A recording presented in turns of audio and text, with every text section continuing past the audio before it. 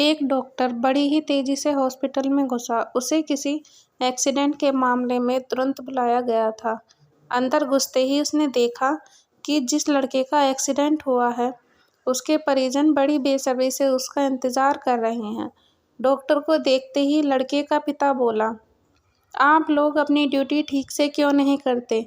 आपने आने में इतनी देर क्यों लगा दी? अगर मेरे बेटे को कुछ हुआ तो इसके जिम्मेदार आप होंगे।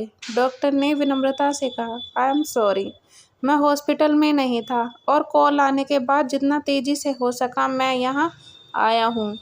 कृपया अब आप लोग शांत हो जाइए ताकि मैं इलाज शुरू कर सकूँ। शांत हो जाइए? लड़के का पिता बहुत ही गुस्से में बोला, क्या इस समय अगर आपका बेटा होता तो आप शांत रहते?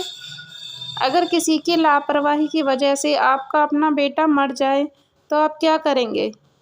पिता बोले ही जा रहा था, भगवान चाहेगा तो सब ठीक हो जाएगा, आप लोग दुआ कीजिए, मैं इलाज के लिए जा रहा हूँ, डॉक्टर ने कहा। और ऐसा कहते हुए डॉक्टर ऑपरेशन थिएटर में प्रवेश कर गया।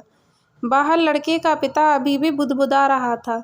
सलाह देना तो आसान होता है, जिस पर बीतती है वही जानता है।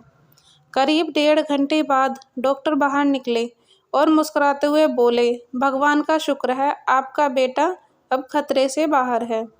यह सुनते ही लड़के के परिजन खुश हो गए और डॉक्टर से सवाल पर सवाल पूछने लगे।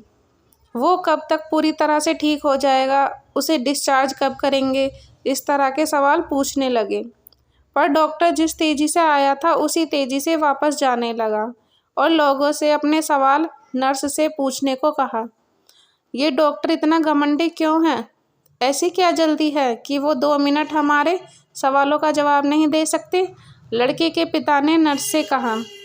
नर्स लगभग रुआसी होती हुई बोली, आज सुबह डॉक्टर साहब के लड़के की एक भयानक एक्सीडेंट में मौत हो गई और जब हमने उन्हें फ़ोन किया था तब वे उसका अंतिम संस्कार करने जा रहे थे और बेचारे अब आपके बच्चे की जान बचाने के बाद अपने लाडले का अंतिम संस्कार करने के लिए वापस लौट रहे हैं।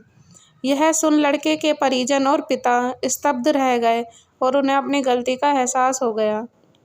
फ्रेंड्स, बहुत बार हम किसी सिचुएशन के बारे में अच्छी तरह जाने बिना ही उस पर रिएक्ट कर देते हैं, पर हमें चाहिए कि हम खुद पर नियंत्रण रखें और पूरी स्थिति को समझें, बिना कोई नकारात्मक प्रतिक्रिया ना दें, वरना अनजाने में हम उसे ही ठेस पहुंचा सकते हैं जो हमारा ही भला सोच रहा हो।